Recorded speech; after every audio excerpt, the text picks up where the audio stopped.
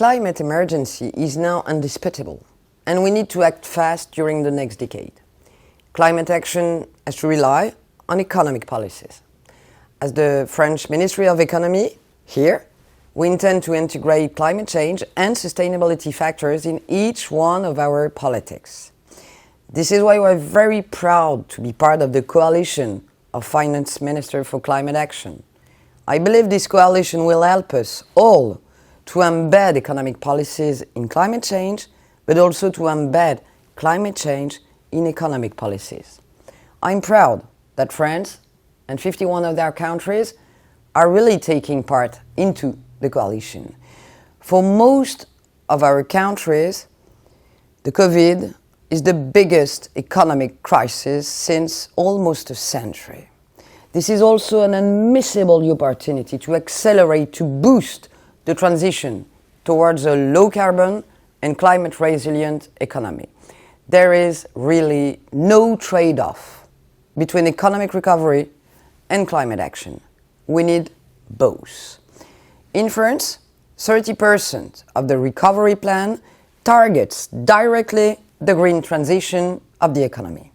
Our objective is to prepare France for a greener, for a more competitive, but also a more inclusive economy by 2030. Our recovery plan supports measures for energy retrofits for building, but also low-carbon industrial processes or sustainable mobility. At the end of September, we have released our first green budget, tagging governments' expenditures according to their climate and environmental impacts.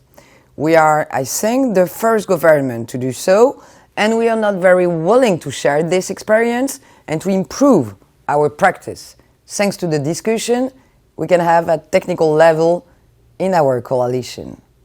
Climate action is also about inclusiveness, but also public acceptance. This is why our French President, Emmanuel Macron, called for a citizen convention on climate. The convention has now issued its recommendations, and most of them deal with economic policy. We will turn these recommendations into legislation in the coming months. As the Secretary of State for Responsible Economy and Corporate Responsibility, one of my real priorities will to be ambitious with the revision of the European Directive on Non-Financial Reporting. At both European level, but also international level, we need to increase the quality, but also the relevance disclosed by companies. This is how transparency will be effective in order to reallocate capital and transform our organization.